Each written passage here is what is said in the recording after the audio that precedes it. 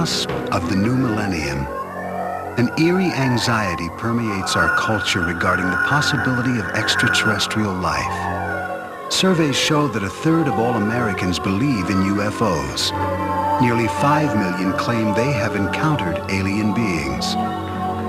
Scientists remind us that these fantastic sightings are unconfirmed and unconfirmable. Skeptics insist that the people who make these claims are either deluded or they're exploiting the controversy for personal gain. And yet, the people who say they've had these experiences remain loyal to their stories. Stories which capture our attention and reflect a deep hunger to believe that we are not alone. In rural Kentucky, a man recalls his family's supposed shotgun battle with aliens in 1955. A UFO investigator describes what she believes to be a face-to-face encounter with an alien.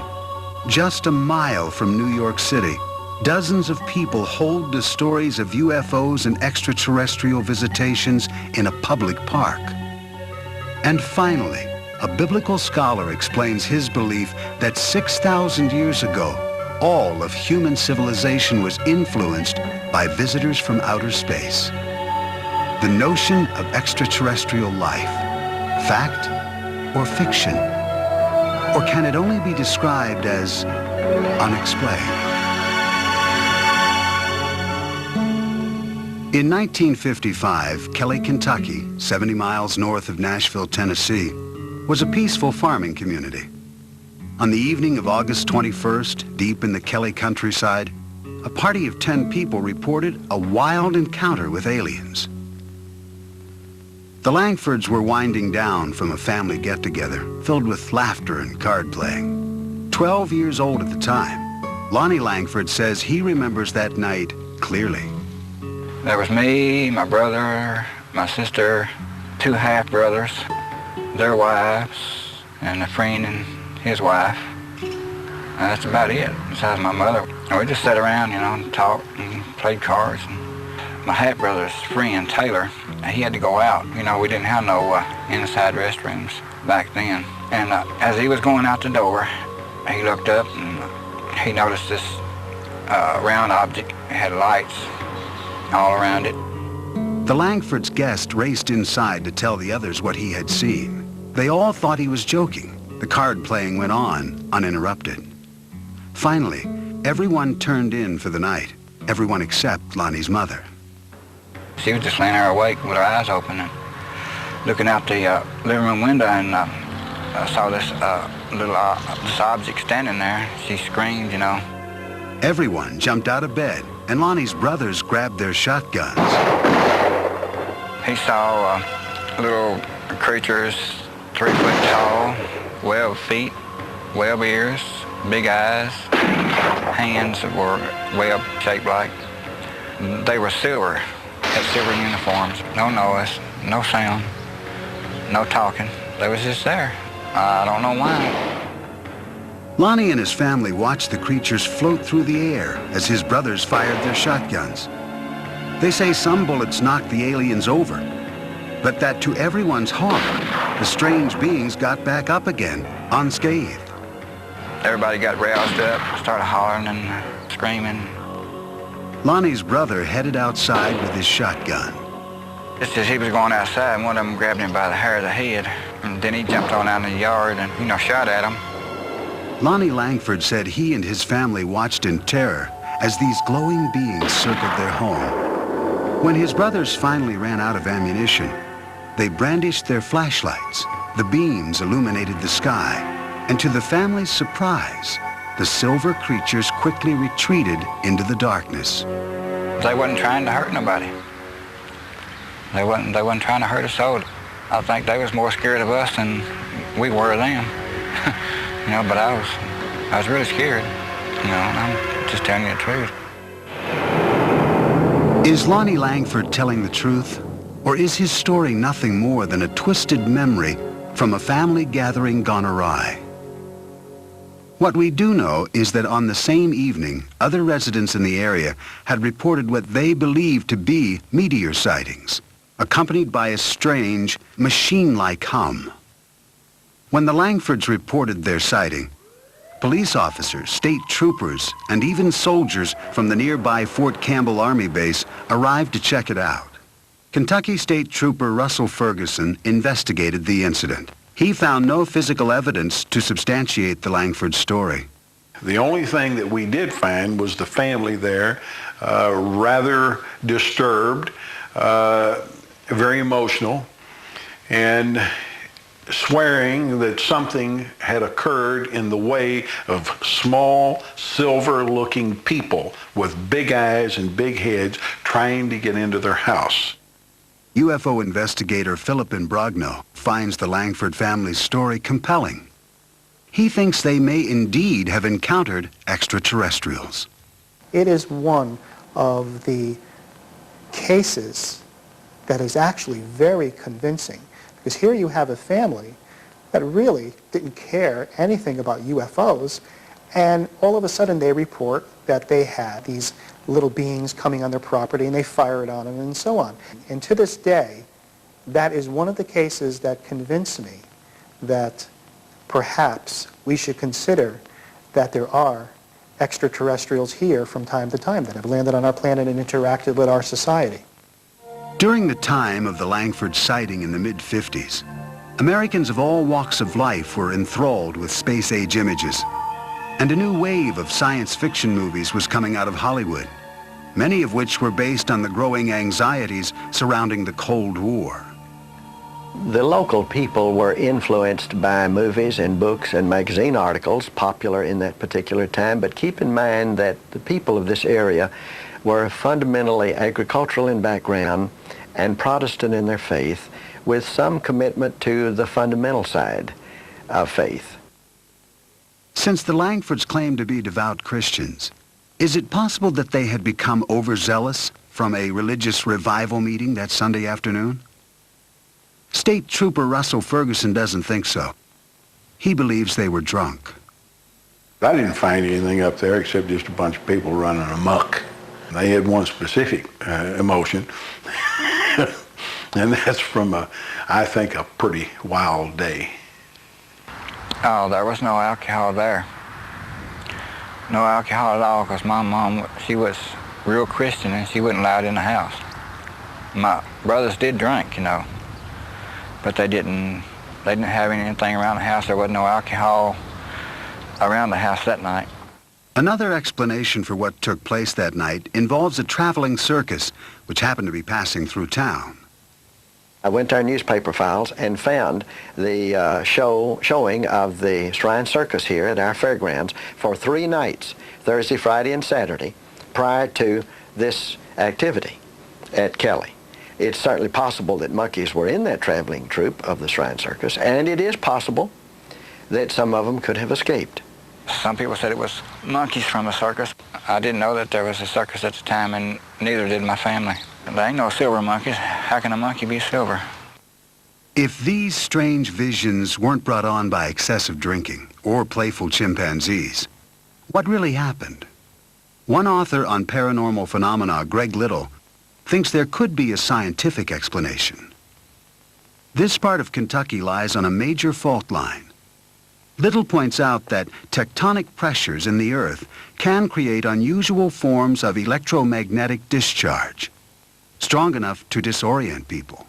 These electromagnetic plasmas have this enormous, powerful electromagnetic field around them. And when a person gets close to this field, it does interact with brain biochemistry. It also produces serotonin, a substance that is biochemically identical to a hallucinogenic drug called dimethyltryptamine, which is a 30-minute LSD trip, which, gee, if you had a 30-minute LSD trip when you were asleep, what would we call that? A dream. Dreams, nightmares, few, if any, will ever be sure of exactly what happened that summer night in 1955. I have no idea why the aliens visit me.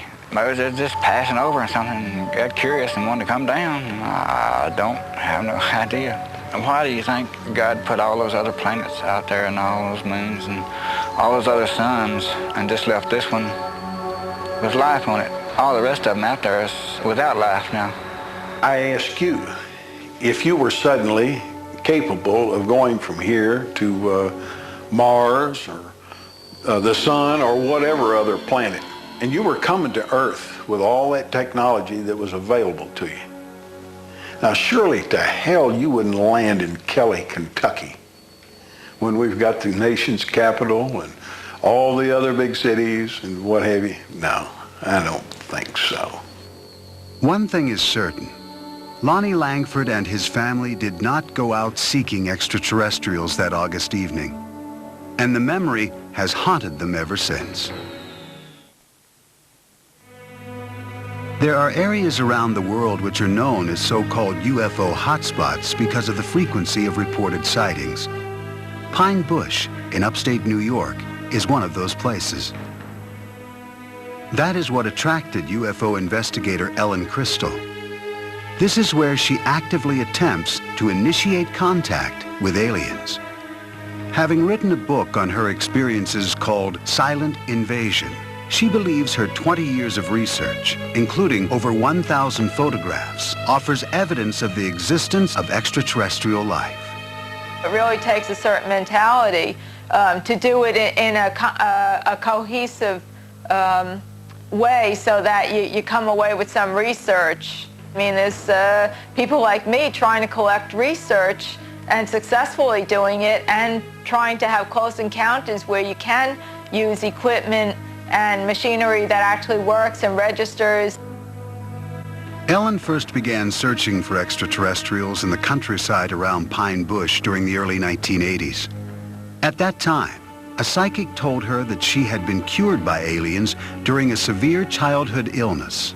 She basically did a reading with me, and she said, when you were 4, you were really sick, and she said, I see the ship above a White House, and they healed you.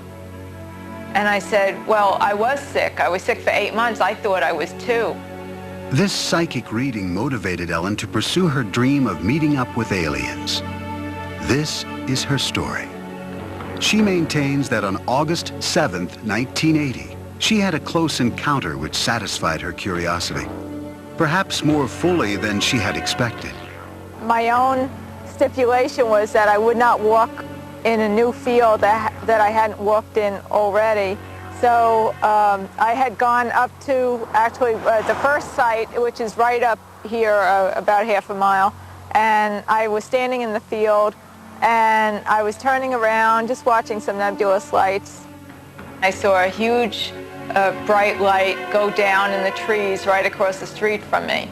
And I wasn't sure what I wanted to do. I kind of thought they were daring me. Ellen took the challenge. She drove from field to field, contemplating her next move. Gathering up her courage, she went back to the spot where she had first seen the mysterious lights. She says that as she aimed her flashlight up into the trees, she saw something that looked like a moth. But when she moved the light down, she saw legs. Legs that appeared to run in place. But the thing ran across the clearing when it could have ducked into any bush. This was the other thing that puzzled me. It ran across the clearing, came to the edge of the clearing, stopped and stared at me.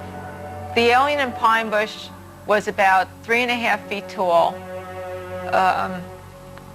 No discernible clothing, beige, very pale beige looking, very thin, large head, no hair, very big yellow eyes that wrapped around to the side, and the eyes were what caught in my flashlight.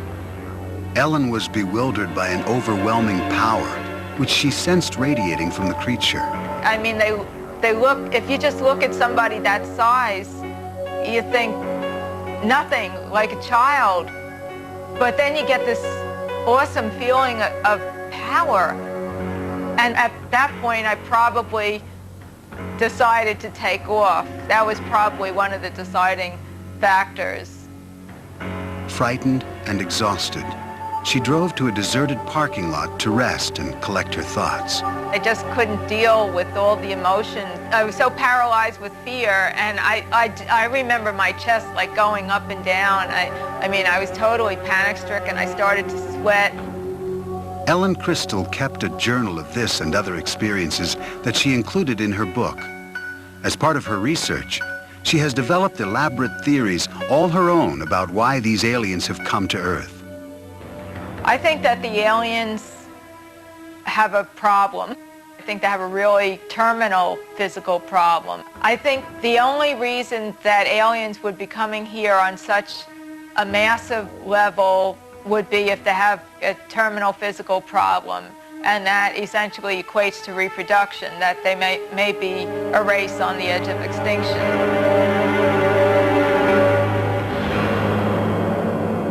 Are Ellen Crystal's claims of extraterrestrial incursions into upstate New York to be believed? Or is she subscribing to a type of modern-day mythology? Professor of Sociology at Northwestern University, Bernard Beck, thinks this is the case. There are some people who are saying when the extraterrestrials come, they are so smart and so accomplished just by virtue of the fact that they got here, that they'll bring with them all sorts of things to make our lives better. They'll take care of us. And like anything that is created by ordinary people in their masses, through culture, through talking over back fences and talking over lunch and talking over a beer at a bar, it creates a culture, expectations, and a sense of the way these things are supposed to go. According to fellow UFO investigator Philip Imbrogno, Ellen's expectations are so intense that combined with her apparent fascination with science fiction, her objectivity is severely compromised. I believe that Ellen Crystal is very sincere about what she's doing. I question some of her methods of investigation and some of her conclusions as to what she is collecting. When she looks at her evidence, she says this can be nothing else but ETs. Okay? When I look at her evidence, I say, well, you've got something here. There are a lot of unexplainable sightings, but I don't think she has enough evidence to actually put a label on it to say this is an extraterrestrial spaceship. Many of the UFO sightings in Hudson Valley occur around the Stewart International Airport near Pine Bush. Airport manager and retired air traffic controller Ken No is familiar with these claims. People can see meteors, which are pretty spectacular sights sometimes. Most of the sightings that I've heard of are in the evening, and various airplanes have different kinds of lights, different configurations of lights, and if people aren't looking at the night sky all the time, or a great deal of the time, they may find something unusual looking. Adding to the confusion, in the summer of 1988, during a rash of reported UFO sightings, a group of pilots decided to play a practical joke on the residents of the Hudson Valley. They flew in an echelon formation, or if you like, a V formation, in small light aircraft, which don't make a great deal of noise, and they looked pretty impressive. And so it was quite an impressive sight. And a number of people reported that as a UFO, which probably was the pilot's intention in the first place, to have some fun with folks. It caused quite a stir for a number of years. Ken No and other local air traffic controllers remain skeptical of Ellen Crystal's conclusions and of her UFO video research. I have seen some of her work, some of her photographs, and I think they're certainly questionable. These tapes were shot near the Stewart International Airport. Clearly looks like an airplane to me. I see flashing strobe lights as anti-collision lights and what may be two landing lights on the wingtips of the aircraft. Again, this clearly looks to me like a slightly out of focus video of an aircraft. I think you can clearly see this is probably a large jet aircraft. At this point on the tape, you can even hear the engines. Looks like an airplane to me. Ellen's photographs fail to hold up under any scientific scrutiny. Another problem is that her reported sightings tend to take place when she is alone. Psychology professor Hubert Dolezal says that when Ellen's psychic told her that aliens had cured her during a childhood illness, it may have caused these delusional sightings. I'm sure people talked. The family probably mourned, cried. She was probably told she might die, or chances are she perceived that and picked up on it. And then she's told that someone out of the ordinary, someone out of the medical community is responsible for her healing. Perhaps the most important event in her life. She has life. Psychologically, I liken this with someone who finds out somewhat late in life that he or she was adopted, and the terrific human need to make contact. Because Ellen Crystal and the Langfords of Kelly, Kentucky both had these experiences in isolated locations with no other witnesses, their sightings lack credibility for even UFO believers. Some 20 years ago, dozens of people claimed to have had independent sightings of a UFO in a public park in New Jersey, less than a mile from New York City. Many UFO sightings are easily explained. Yet when more than one person claims to see the same object at the same time from different vantage points, the reports become harder to dismiss. Hudson County, New Jersey, the town of North Bergen, a middle-class suburb across the river from New York City. Its residents are hard-working, educated professionals who tend to be realists. This is also a place where there have been persistent claims of alien and UFO sightings. George Obarski owned a Manhattan liquor store and drove the same route back to his home in North Bergen, New Jersey, every night for decades. At 3 a.m. on the morning of January 12, 1975, as he was driving through the local park, his radio reception suddenly became distorted. He related the subsequent events to UFO investigator Bud Hopkins, who recorded his story with a portable tape recorder. Well, I would say that thing was 30 feet across. It was a big thing. Yeah. And it seemed to be, I would say, maybe 6 feet high. You know, like a pancake. It was blown up like a pancake. Right. And the thing landed right ahead of me. He described small figures who got out. He said they looked like kids in snowsuits, and they were each one carrying a kind of a squarish receptacle and a long spoon-like shovel. They dug soil samples extremely quickly, spooning up the dirt, put it in the little satchels, and got back in the craft. He said they moved incredibly fast, like kids coming down a fire escape. And the thing took off. He was absolutely terrified, stunned. He didn't know what he was seeing. Even after George Obarski made it home, he was still shaken, terrorized by what he had encountered. I was scared to death. Yeah. You know, I was sweating. And I immediately made some tea. And boy, after that, I turned on this radio and I took 2 aspirins. Hey, you know, I was scared. Right. Man, it's just either I'm going crazy or something awful wrong with me. George Obarski died in 1990. His son, Frank, remembers his father's story well. What he described was a big saucer-like object, which for want of any better explanation you'd have to call a UFO, unidentified flying object, that came down, was sort of disc-like on the bottom, had very strange lighting, sort of glowed. The clincher was, after it landed, my father described himself as being basically frozen, almost in fear. And this is a guy who'd been robbed a lot in the liquor store in New York and knew what fear was like and had coped with it a lot. But he said he was genuinely frightened of this thing. Bud Hopkins tried to corroborate George Obarski's story with other witnesses, including a doorman who worked at the Stonehenge apartment building across the street from the park. I realized it was a big apartment building there, so I spent weeks trying to locate the doorman. I called him, and I remember my adrenaline rushing when this man said, "I will never forget it. This flying saucer came down and landed in the park," and I watched the thing come down. Then he started describing what it looked like, and it was an identical description to George. After writing about Obarski's story in the Village Voice newspaper, Bud Hopkins kept looking for other possible witnesses.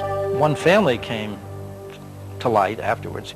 They were living about 5 blocks away, seeing this object coming down the street, maybe 40 feet up, slanted. And they described it as if it was looking in their windows. And even though the woman in the family was ill, she ran outside in her nightgown, bare feet, and the father and the children ran out, and they followed this thing down the street. A North Bergen schoolteacher, Ann Karlovich, says she listened skeptically as her daughters described the telltale evidence in the park on the day after the alleged incident. Back in 1975, we had heard about this incident that there was a flying saucer in the park. So my daughter and her friends went down to the park to see what was going on, and they all came running back saying they saw rings and burn marks in the grass in the field down near the softball field. And they told me the whole story about broken windows, that the Stonehenge had a large glass facade and it was broken by a beam of light that hit it. The kids were awfully excited about it. Frank Obarski also went to the site with his father. He knew him as a practical man, so it was difficult for him to understand why his dad held to such a seemingly irrational story.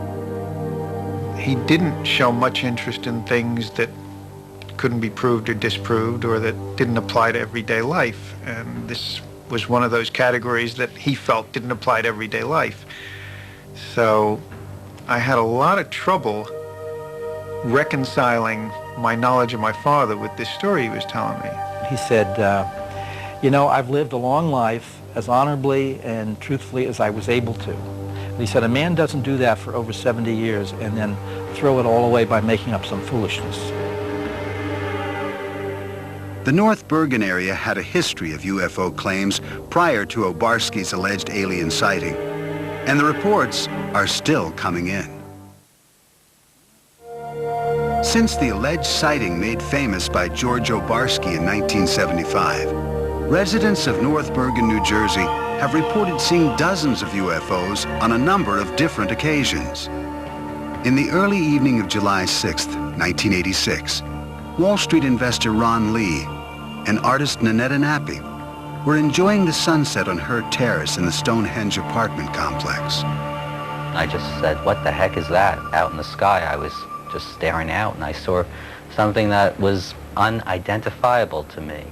And Nanetta and I looked at it and it wasn't moving. It didn't have any sound. And we just followed it with our eyes and tried to guess what that could be. Had it had a motor sound to it, I would not have been suspicious, but the fact that it was so silent and large, it was a large-shaped object, it drew my attention even further. I might have just ignored it. It was oval, and it had three sets of lights underneath it. And it just kept stationary in the sky for 5-10 minutes, and then at some point, it just took off and went south in a fashion without gaining momentum, but just going straight off with accelerated speed beyond what I was used to seeing. And shortly after that, very shortly, we heard noise and then saw military aircraft following it. The next day, sightings of this UFO were reported in the press. Nanetta was not one of the people who had called the local officials. Now, you don't want to talk about things that people could think that you're a little strange thinking about it.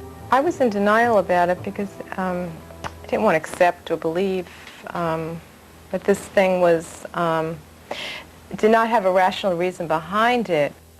2 years later, in the same area of New Jersey, disc jockey Dave D'Elia claims he witnessed an unidentified flying object on St. Patrick's Day in 1988 over North Hudson Park.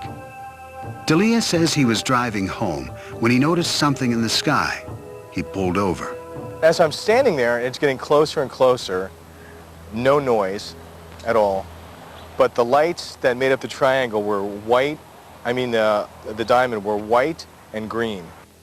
D'Elia returned to his car and followed the UFO down the parkway for several miles, noting the shape of the craft.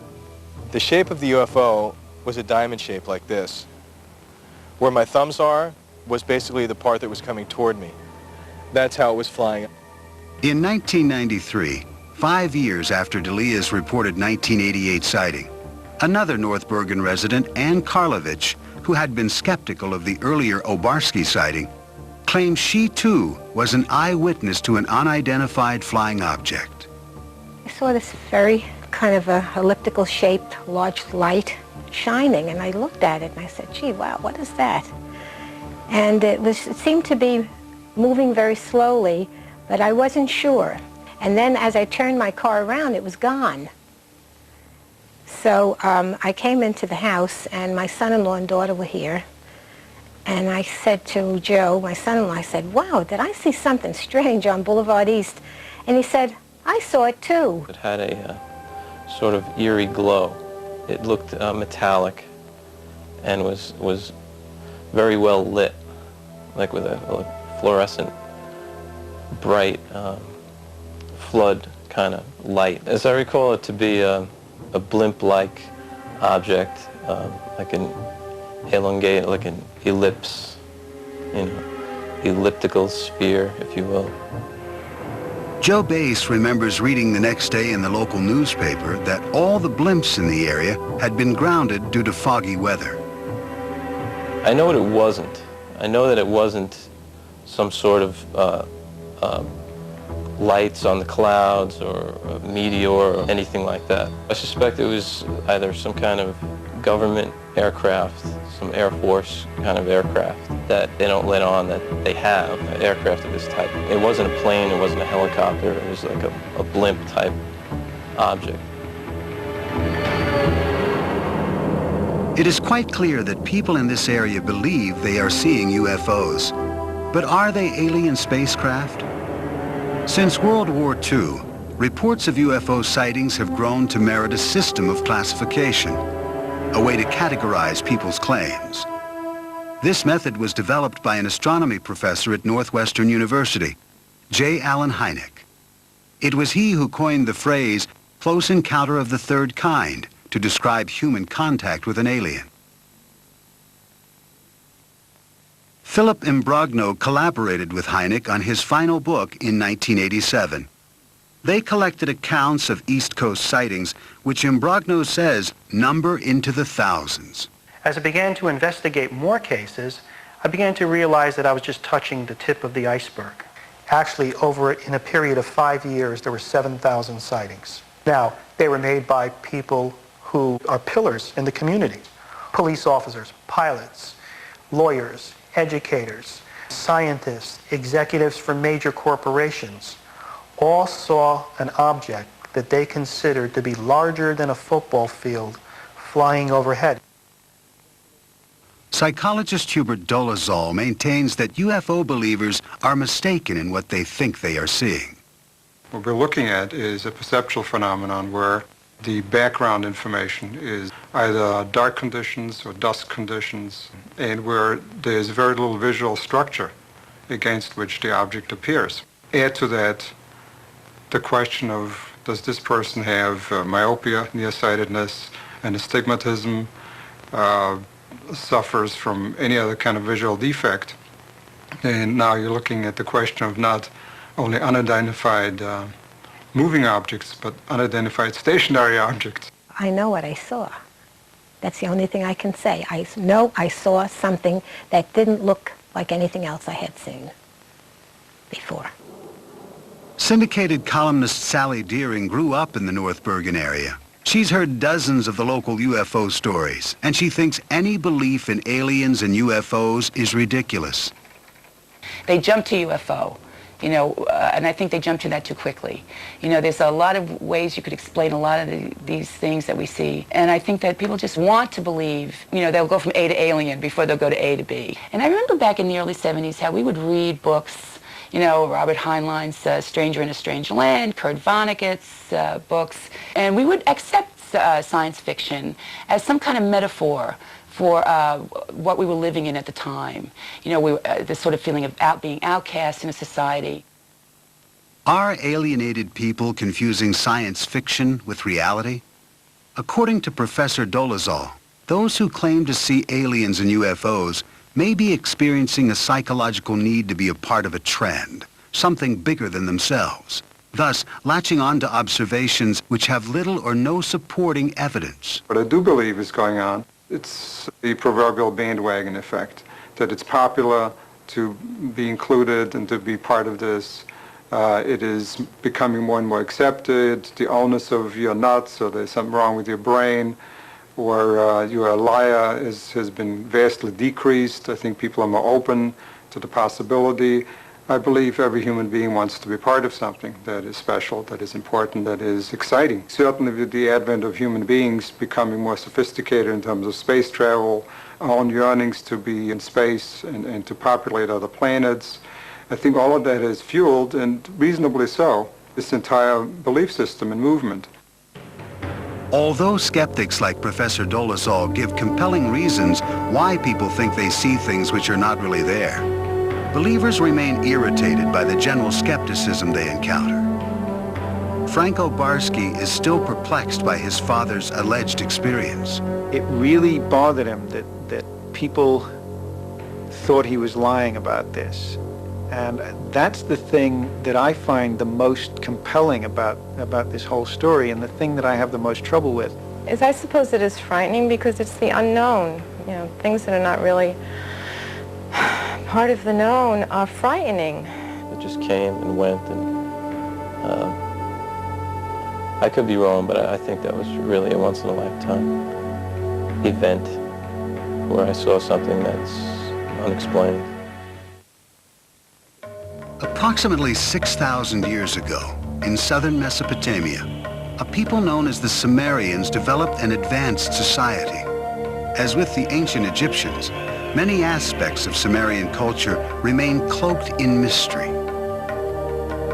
Zachariah Sitchin is a biblical scholar and expert on ancient civilizations.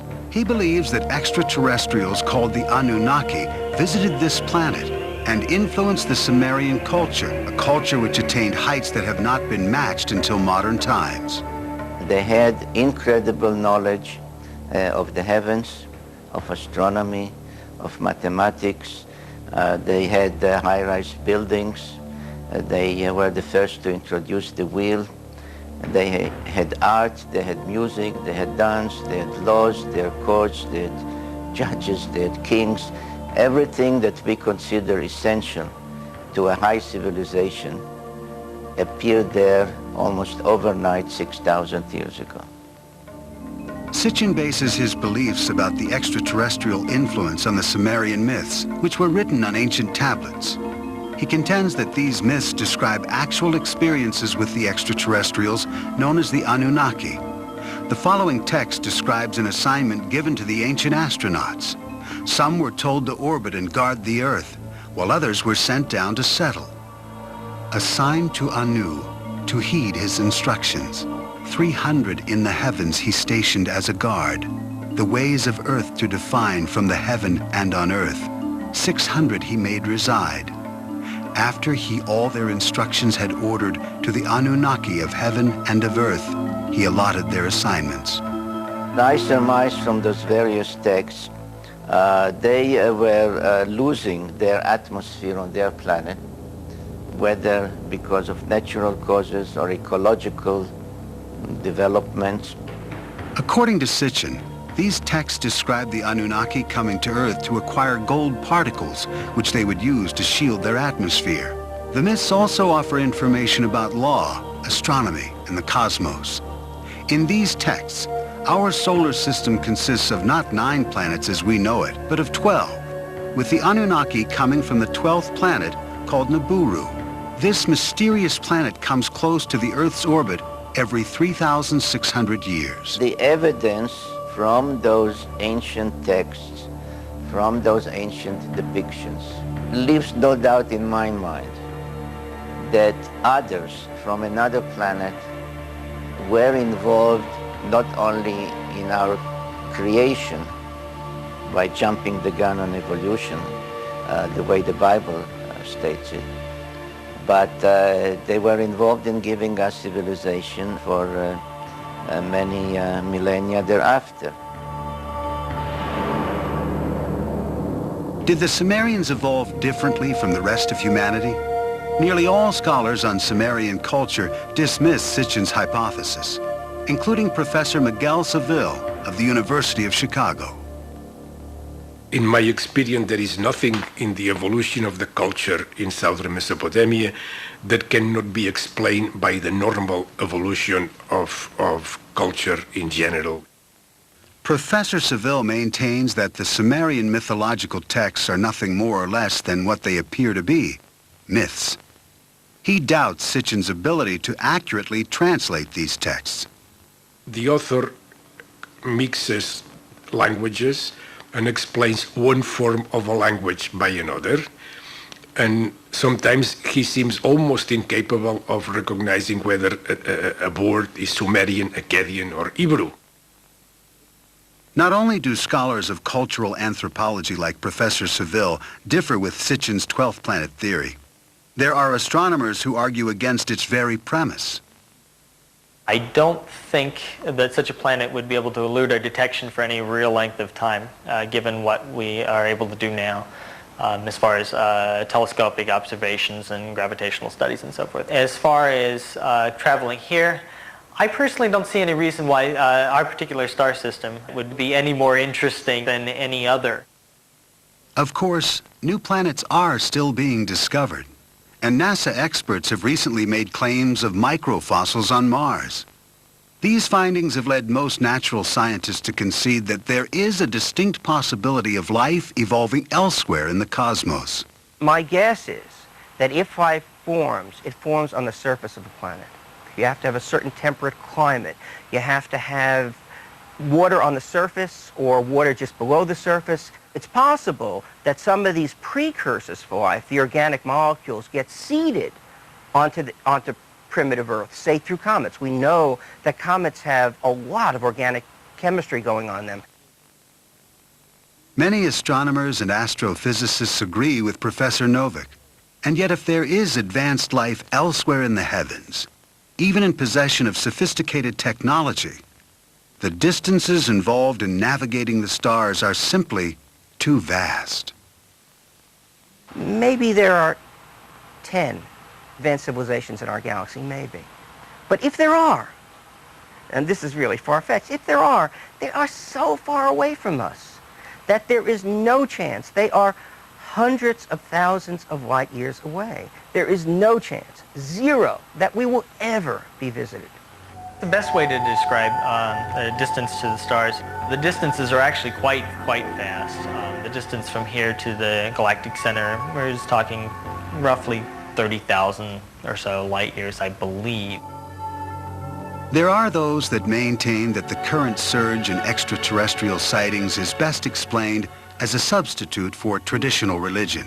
If you take an adherence to a divine being, a god, what a religious belief one may want to adhere to, in the absence of such a religious belief, I think there, or as a supplement perhaps, there may be a need to say there is something more sophisticated, wiser, more technologically advanced.